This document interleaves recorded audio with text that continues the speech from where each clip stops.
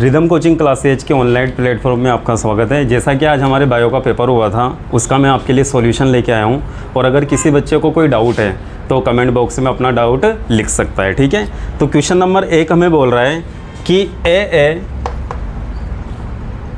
Question number 1 हमें बोल रहा है ए बी बी सी सी। ये हमें दे रखी है, जीनोटाइप दे रखी है। क्या दे रखी है?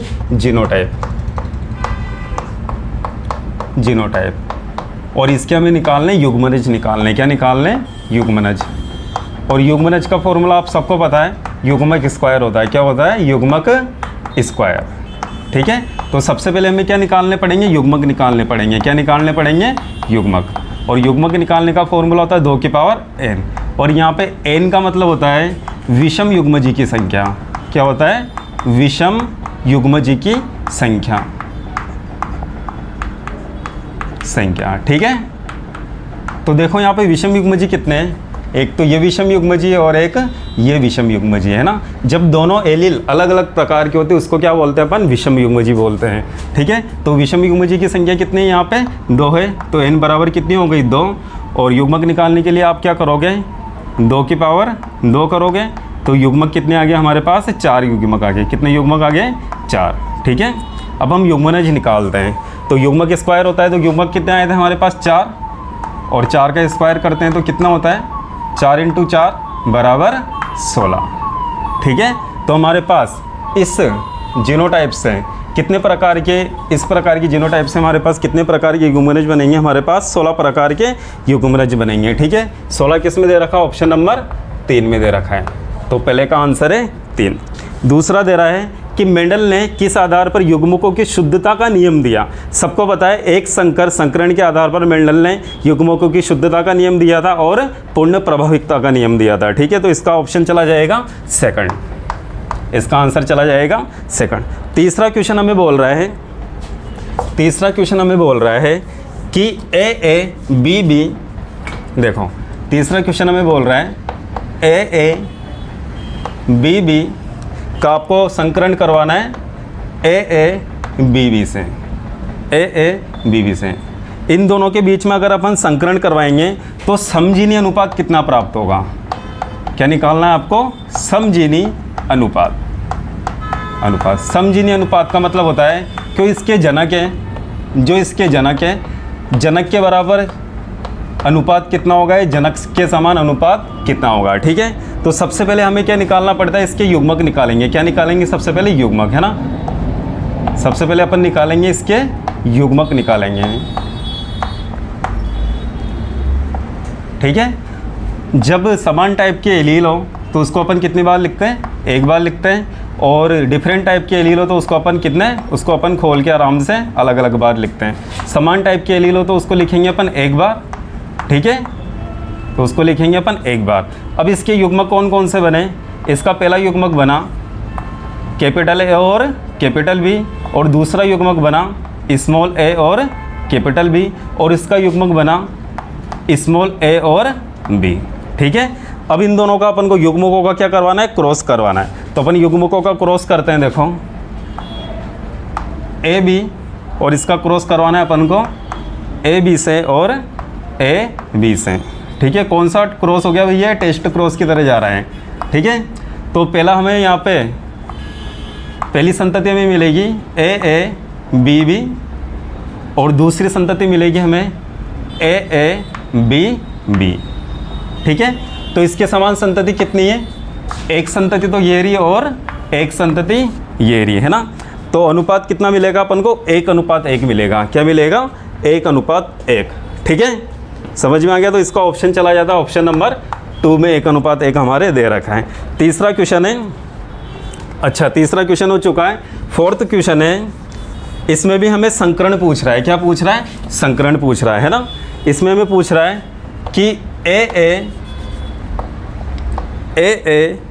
बी बी का आप क्रॉस करवा रहे हो ए बी बी से, ठीक है। इसका अपन ने संकरण करवाया ए और बी बी से, और ये पूछ रहा है कि F2 पीढ़ी में ए बी बी युग्मकों की संख्या पूछ रहा है या संतति की क्या पूछ रहा है, संख्या पूछ रहा है कि कितनी प्रकार की संतति बनेगी। ठीक है, तो इन दोनों का सबसे पहले अपन क्रॉस कराते हैं। तो कौन सी पीढ़ी आती है, F1 पीढ़ी आती है। कौन सी पीढ़ी आती है, F1 पीढ़ी आएगी, A और B। ये कौन सी पीढ़ी आ गई भैया, F1 पीढ़ी आ गई है ना। अब हमें पूछ रहा है कि ये F2 पीढ़ी में ये कितने आएंगे, F2 पीढ़ी में ये कितने आएंगे ना। और ये कौन है, हेट्रोजाइगस है। कैसे हैं, हेट्रोजाइगस।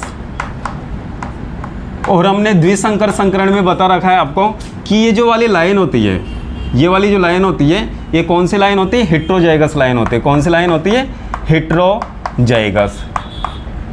और इस लाइन में आपको पता है कि दोनों के दोनों एलील कैसे होते हैं, हेट्रोजाइगस होते हैं। दोनों के दोनों एलील कैसे होते हैं, हेट्रोजाइगस होते हैं। तो ये कितने होंगे, 4। इस वाली लाइन में हेट्रोजाइगस कितने आते हैं, 4 आते हैं। तो इसका आंसर चला जाएगा भैया 4/16। जो सेकंड ऑप्शन है इसको अपन सोल्व करेंगे तो कितना आंसर आ जाएगा, 4 आंसर आ जाएगा। कितना आंसर आ जाएगा, 4। ठीक है, तो 4th क्वेश्चन का आंसर होता है ऑप्शन नंबर 2। ठीक है, 5वां क्वेश्चन हमें बोल रहा है कि एक व्यक्ति को जिनमें आनुवांशिक विशेषक की जोड़ी दोनों कारक पर एक समान हो। वाह, कितना आसान क्वेश्चन है भाई। यही पूछ रहा है बच्चों कि जब दोनों विशेषक की जोड़ी के कारक एक समान होते हैं, मान लो कारक ये वाले एक समान ये भी हो सकते हैं, एक समान ये भी हो सकते हैं। जब भी दोनों कारक एक समान होते हैं उसको क्या बोलते हैं अपन, समयुग्मजी बोलते हैं। क्या बोलते हैं, समयुग्मजी। ठीक है, समयुग्मजी। समयुग्मजी कहाँ पे दे रखा है, देखो 5 में आंसर चला गया हमारा 3rd। कौन सा आंसर चला गया, 3rd में दे रखा है हमारे समयुग्मजी। अगला क्वेश्चन है, अगला क्वेश्चन आपको बोल रहा है 6 नंबर का क्वेश्चन है, जो आपको बोल रहा है capital W, small w, capital R और स्मॉल r। ठीक है, में से स्मॉल w और स्मॉल r कितने युग्मक बनेंगे, कितने युग्मक बनेंगे, मतलब परसेंटेज कितनी होगी इसकी, है ना, प्रतिशतता पूछ रहा है। तो इसके युग्मक बनाते हैं। देखो पहला युग्मक बना कैपिटल R, कैपिटल W और कैपिटल R। दूसरा युग्मक बना कैपिटल W और स्मॉल r। तीसरा बना स्मॉल w और कैपिटल R। और 4th युग्मक बना हमारा स्मॉल w और स्मॉल r। तो कौन सा पूछ रहा है हमें, स्मॉल w और स्मॉल r वाला पूछ रहा है। ठीक है, तो सारी के सारे अगर 100 में से इसकी परसेंटेज देखें तो 25 ये बने, 25 ये बने, 25% ये बने और 25% ये बने। तो इसका आंसर चला जाएगा 25। ठीक है, कौन सा में दे रखा है, ऑप्शन नंबर 3 में 25 दे रखा है। किस में दे रखा है, ऑप्शन नंबर 3 में। तो 6 में कौन सा चला जाएगा, 25, ऑप्शन नंबर 3। द्विसंकरीय अनुपात होता है, सबको पता है भैया, बच्चा जानता है। 5वीं क्लास में मैडम ने पढ़ाया होगा कि द्विसंकरीय अनुपात होता है 9:3:3:1। ये होता है फिनोटाइप है। क्या है, फिनोटाइप। तो इसका तो सबको आंसर आता होगा। ठीक है, तो फिनोटाइप निकल जाएगा 7 में, ऑप्शन नंबर चला जाएगा 2 चला जाएगा। क्या चला जाएगा, ऑप्शन नंबर 2 चला जाएगा। ठीक है, क्वेश्चन नंबर 8 अपन देखते हैं।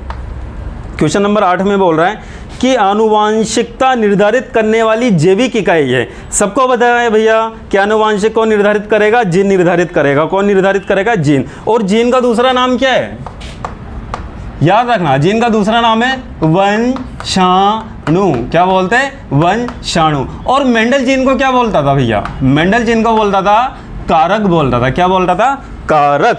तो ऑप्शन नंबर 8 में, क्वेश्चन नंबर 8 में ऑप्शन नंबर कौन सा चला गया भैया, 3 चला गया। कौन सा चला गया, 3 चला गया। क्वेश्चन नंबर 9 बोल रहा है कि विपुंसन किससे संबंधित है। क्या पूछ रहा है, विपुंसन। विपुंसन को अंग्रेजी में बोलते हैं इमेस्कुलेशन। और सबको पता भैया कि नरजन्नांग को हटा देना क्या कहलाता है, इमेस्कुलेशन कहलाता है। और नरजन्नांग कौन है, पादप के, पराकोश को हटा देंगे अपन। तो विपुंसन किससे संबंधित है भैया, संकरण से। किससे संबंधित है, संकरण से। पहला ऑप्शन जाएगा नहीं, क्योंकि पहला ऑप्शन में दे रखा है शुद्ध रूपता। शुद्ध रूपता जाएगा नहीं, तो विपुंसन किससे संबंधित है, संकरण से। ठीक है, तो इसका चला गया 9 में भी चला गया हमारा 3। क्या बात है भैया, 3 और 2 की लाइन चल रही है यहाँ पे।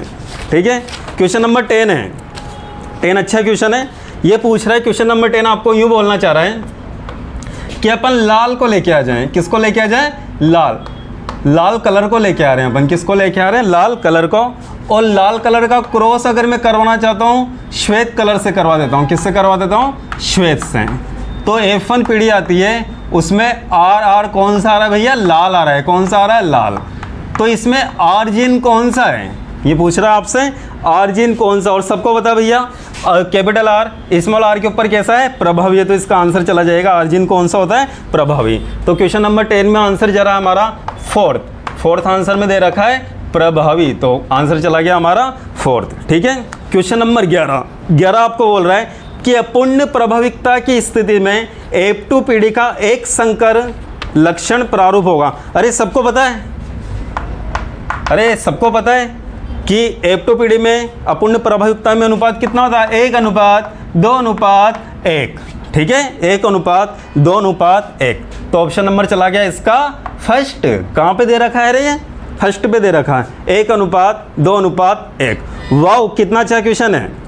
निम्न में से कितने मेंडल के नियमों के अपवाद हैं। क्या पूछ रहा है, देखो क्वेश्चन समझना भैया, गंभीरता समझना क्वेश्चन की। ये पूछ रहा है कि निम्न में से कितने मेंडल के नियमों के अनुपात हैं। 4 दे रखे हैं, कौन कौन से दे रखे हैं हमें, यहाँ पे दे रखा है सहलग्नता, और मैंने आपको लिखाया था कि द्विसंकरण क्रॉस का अनुपात कौन सा है, स्वतंत्र अपीवन का सहलग्नता, है ना।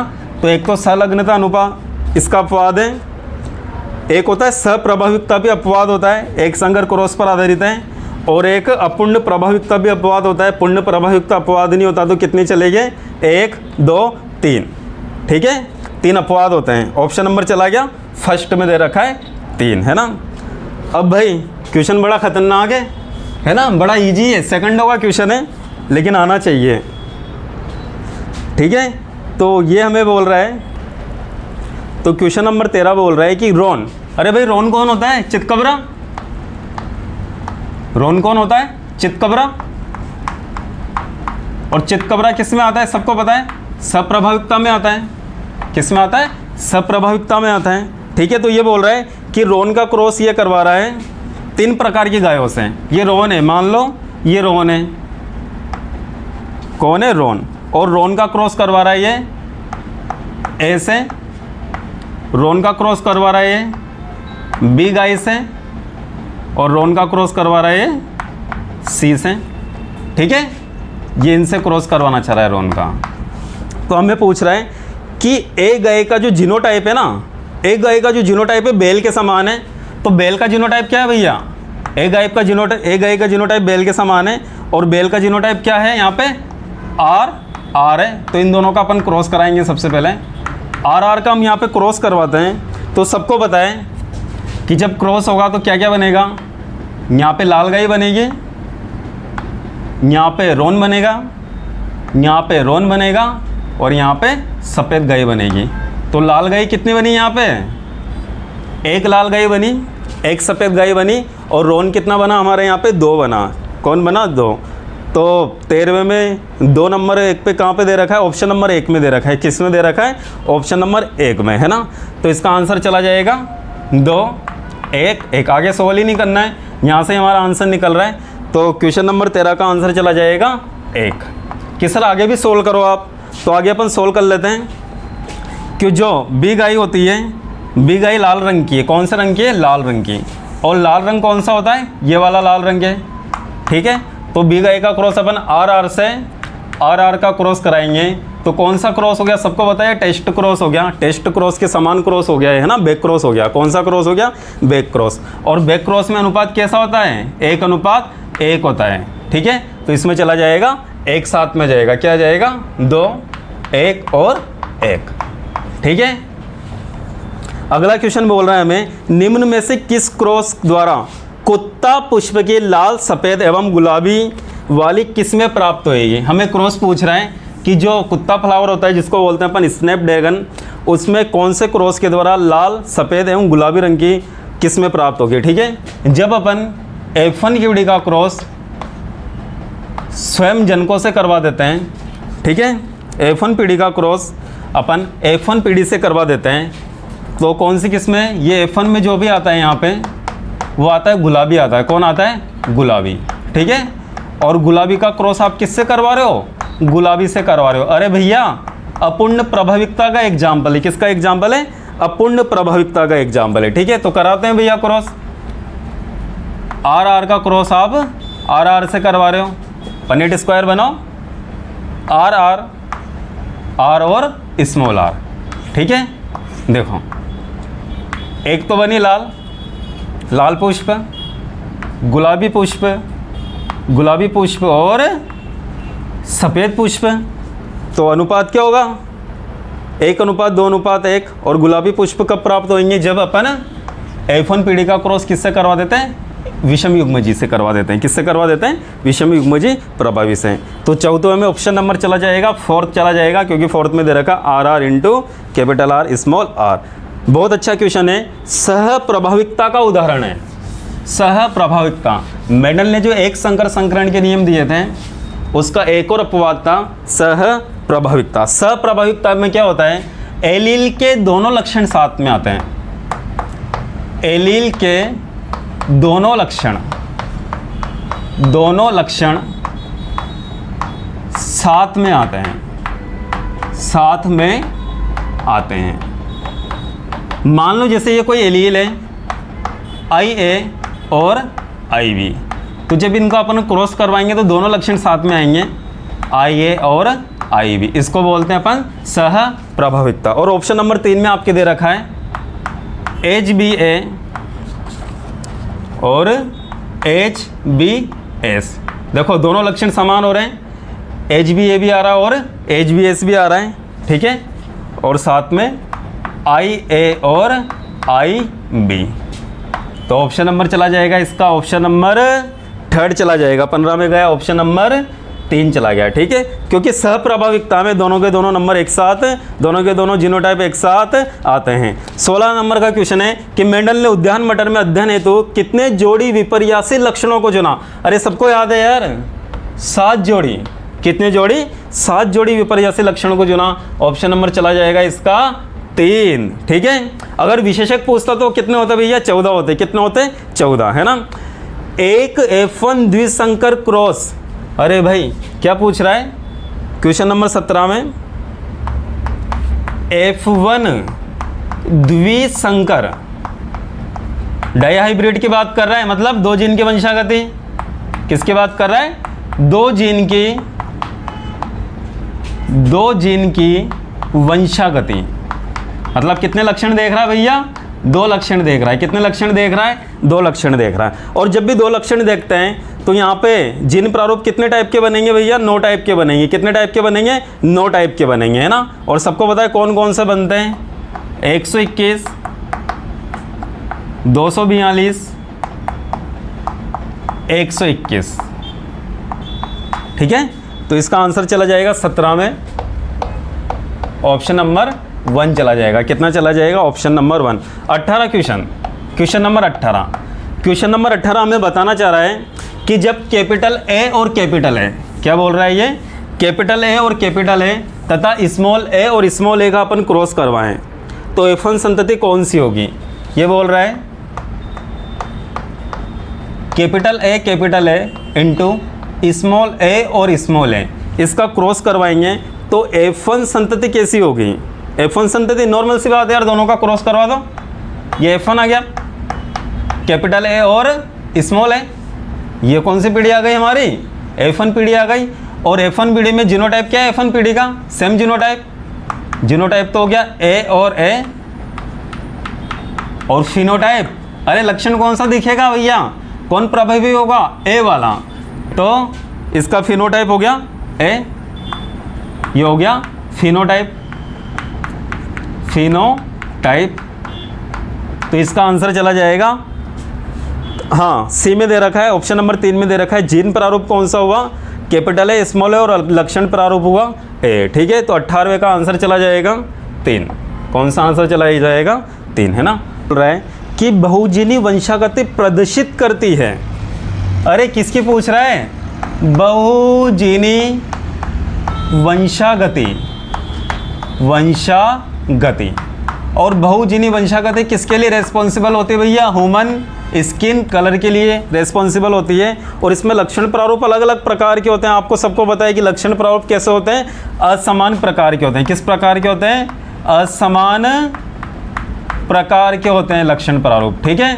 तो इसका ऑप्शन चला जाएगा 20 में, ऑप्शन नंबर 3 चला जाएगा। कौन सा चला जाएगा? ऑप्शन नंबर 3 चला जाएगा। ठीक है, अब पूछ रहा है कि ABO रुधिर वर्ग किसका उदाहरण है।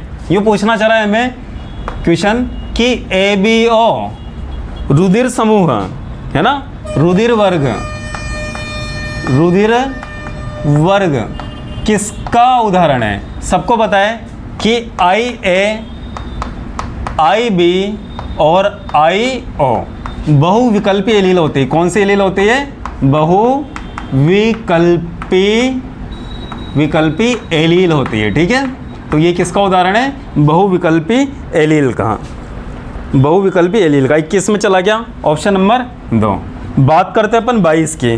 22 वाला बोल रहा है आपको कि एक बहुजीनी लक्षण 3 जीन्स ABC। बहुजीनी लक्षण किस पर आधारित है? अभी हाल ही लिखा था अपने 3 जीन पर।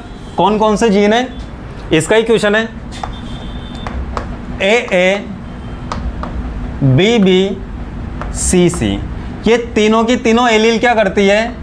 मनुष्य में त्वचा का कलर सेट करती है ना, मनुष्य में त्वचा के कलर का मामला सेट करती है। ठीक है, और इसका जो अपन से पूछ रहा है कि भैया इसका जो लक्षण प्रारूप हुआ वो हुआ 1:6:20:X:6:1। और यहाँ पे x की वैल्यू पूछ रहा है, और ये तो हमने पढ़ रखा है कि यहाँ पे x की वैल्यू कितनी होती है? 15 होती है। ठीक है, तो x की वैल्यू कितनी होगी? यहाँ पे 15 होगी। 22वें में आंसर चला गया, थर्ड आंसर चला गया। कौन सा आंसर चला गया? थर्ड। ठीक है, क्वेश्चन नंबर 23। मेंडल ने संकरण हेतु किसका चयन किया? बच्चे को पता है कि मेंडल ने संकरण कहाँ पे करवाया था रे? उद्यान मटर में। किस में करवाया था? उद्यान मटर में। तो 23 में चला गया ऑप्शन नंबर 2। क्वेश्चन नंबर 24 अपन देखते हैं, निम्न में से कौन सा प्लियोट्रोपिक जीन का उदाहरण है? प्लियोट्रोपिक जीन का उदाहरण है। क्वेश्चन नंबर 24 में पूछ रहा है आपसे प्लियोट्रोपिक, है ना, बहुवंशागति। ठीक है, किसका उदाहरण है? इसमें प्लियोट्रोपिक में मतलब होता है कि दोनों के दोनों लक्षण दिखाई देते हैं एक साथ, एक के 2 लक्षण होते हैं, है ना। एक जीन एक लक्षण को नियंत्रित करता है, लेकिन प्लियोट्रोपी में एक जीन एक से अधिक लक्षणों को नियंत्रित करता है। और किस में चला गया? इसका आंसर चला गया सिकल सेल एनीमिया। 24 में ऑप्शन नंबर कौन सा चला गया भाई? 4 चला। 26 हमें बोल रहा है कि पक्षों में लिंग गुणसूत्रों को प्रदर्शित कौन करता है? और सबको पता है, पढ़ा रखा है आपको कि लिंग गुणसूत्रों को कौन प्रदर्शित करता है? Z कहाँ पे दे रखा है? ऑप्शन नंबर 1 में। तो 26 में चला गया ऑप्शन नंबर 1। 27 वाला 27 क्वेश्चन बड़ा अच्छा है यार, बड़ा सीधा है। मनुष्य में लिंग संलग्न लक्षण मुख्यतः किसके द्वारा वंशागत होते हैं? मनुष्य में सबको पता है X गुणसूत्र द्वारा, है ना। X गुणसूत्र कहाँ पे दे रखा है? ऑप्शन नंबर 1 में। 27 में चला गया ऑप्शन नंबर 1। क्वेश्चन पढ़ते हैं अपन 28 आपसे पूछ रहा है कि क्लाइनफेल्टर सिंड्रोम, क्या पूछ रहा है? क्लाइनफेल्टर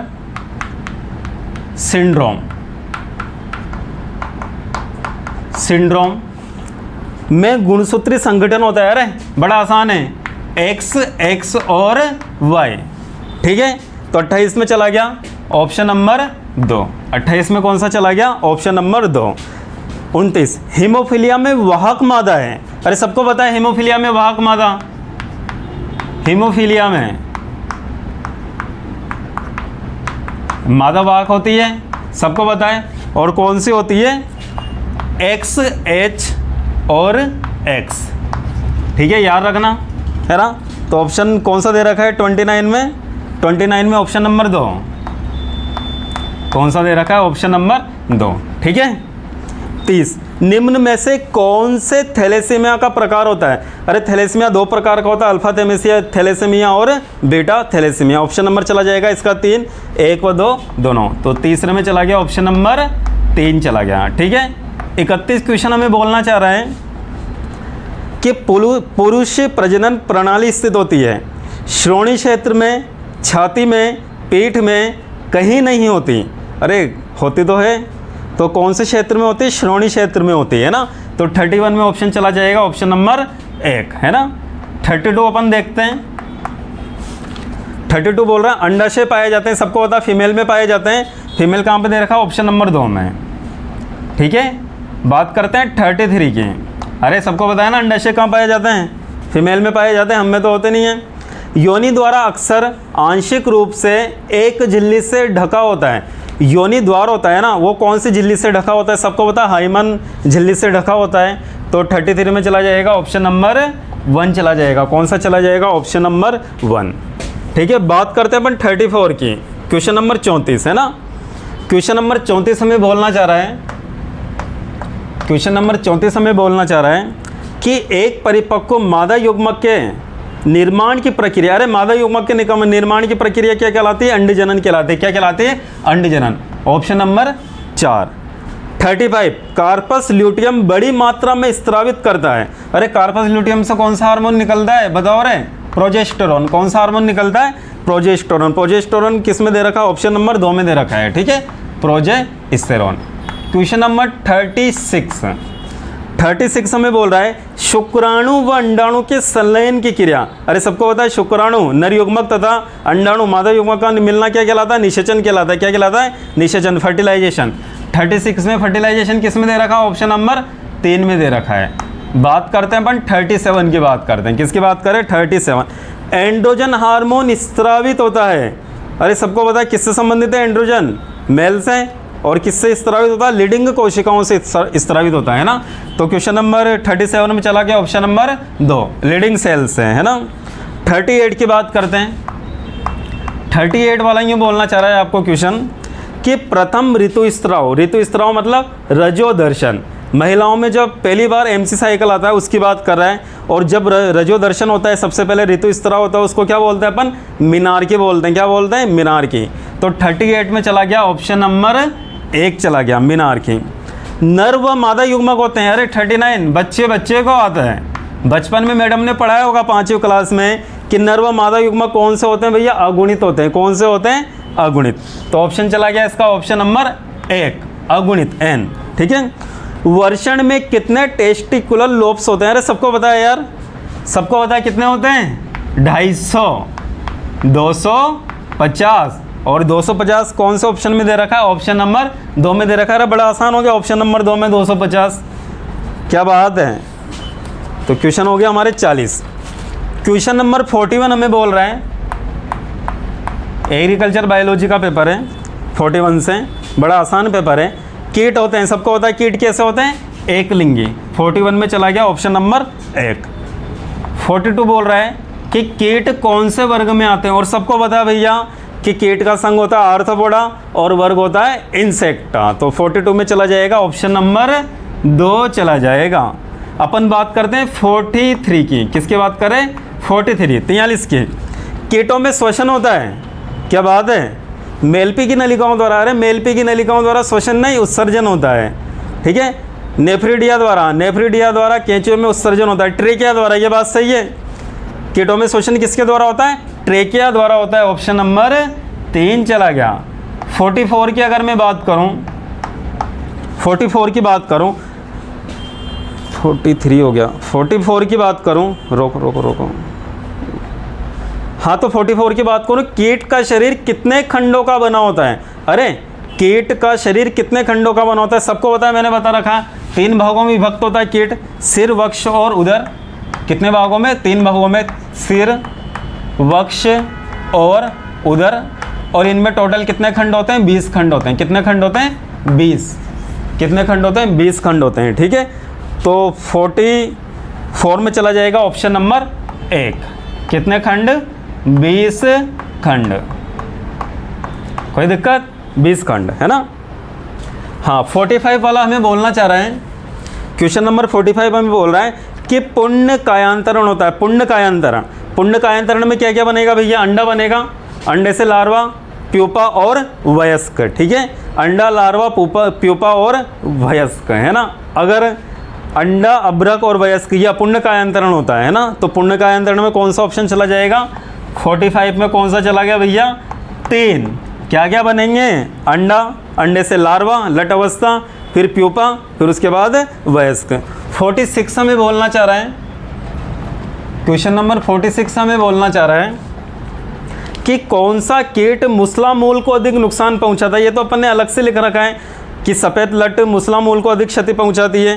ठीक है, तो 46 में चला जाएगा ऑप्शन नंबर 4 चला जाएगा, है ना। बात करते हैं अपन 47 की बात करते हैं। किसकी बात करते हैं, 47 की। सामाजिक कीट कौन है, अरे सामाजिक कीट कौन है जिसमें श्रम विभाजन पाया जाता है? कातरा, तनाछेदक, दीमक। सबको पता है दीमक सामाजिक कीट है। और क्यों है? क्योंकि दीमक एक कॉलोनी में रहती है जिसमें राजा रानी, श्रमिक और सैनिक रहते हैं, है ना, इसलिए इसको क्या बोलते हैं अपन? सामाजिक कीट बोलते हैं। तो 47 में ऑप्शन नंबर चला जाएगा 3 चला गया। कौन सा चला गया? 3। बात करते हैं अपन 48 की। 48 की बात करेंगे अपन। रेगिस्तानी टिड्डी अंडे देती है, कहाँ पे देती है भैया? भूमि में देती है। सबको पता है टिड्डी कहाँ पे अंडे देगी? भूमि पर। 48 में चला गया 1। बात करूँ अगर मैं 49 की, क्वेश्चन नंबर 49 हमें बोल रहा है कातरा कीट की कौन सी अवस्था नुकसान पहुंचाती है? सुंडी, प्यूपा, अभ्रक और वयस्क।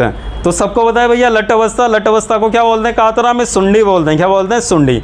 तो 49 में चला जाएगा ऑप्शन नंबर 1 सुंडी। ठीक है, अपन बात करते हैं क्वेश्चन नंबर 50 की। 50, वाह क्या बात है। सफ़ेद लट की वर्ष में कितनी पीढ़ी होती है? सफ़ेद लट की वर्ष में कितनी पीढ़ी होती है? अरे सबको पता है ये कितनी पीढ़ी होती है? 1 पीढ़ी। ऑप्शन नंबर 1 में 1। 51 बोल रहा है आपको। क्या बोल रहा है? 51।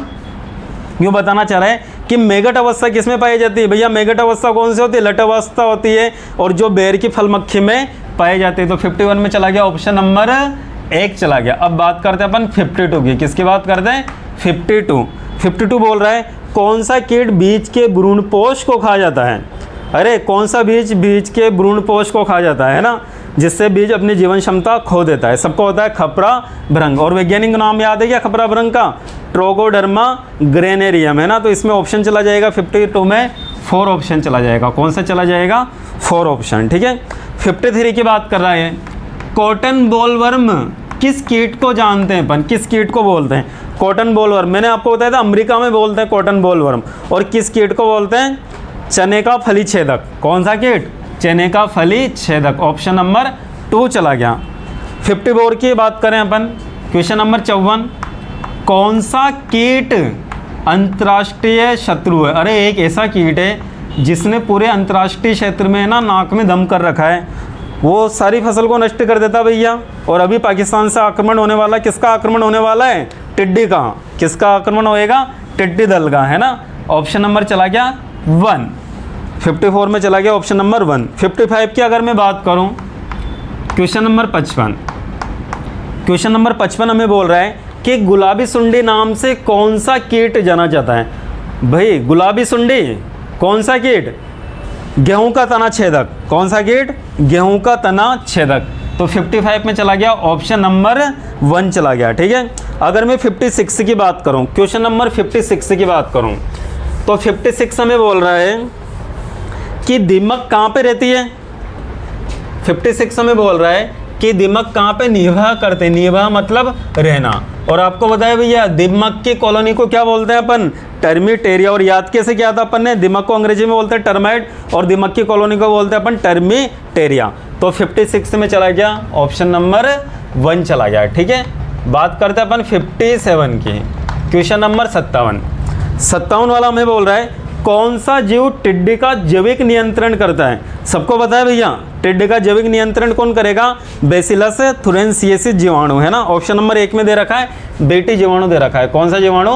बीटी जीवाणु, बीटी।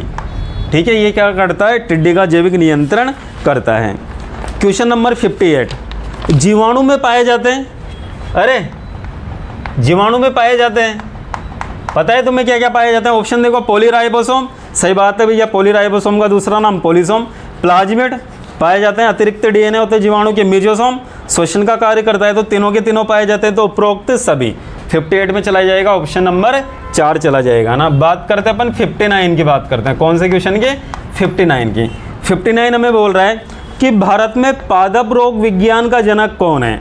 भारत में पादप रोग विज्ञान का जनक कौन है? अरे सबको पता है, मैंने लिखाया था तुम्हें, ईजे बटलर।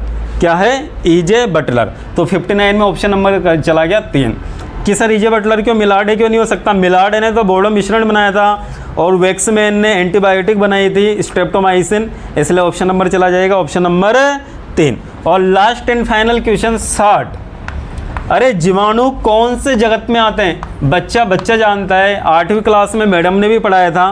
कि जीवाणु मोनेरा जगत में आते हैं। कौन से जगत में आते हैं? मोनेरा जगत में, और निमोनेरा जगत है ऑप्शन नंबर 2। तो यहाँ पे मैंने आपको सारे आंसर बता दिए हैं। अगर किसी को डाउट हो तो आप कमेंट बॉक्स में हमें बता सकते हो या कोचिंग में आके मिल सकते हो। ठीक है बच्चों, और कितने किसके सही हुए बताना फिर। Okay, good bye.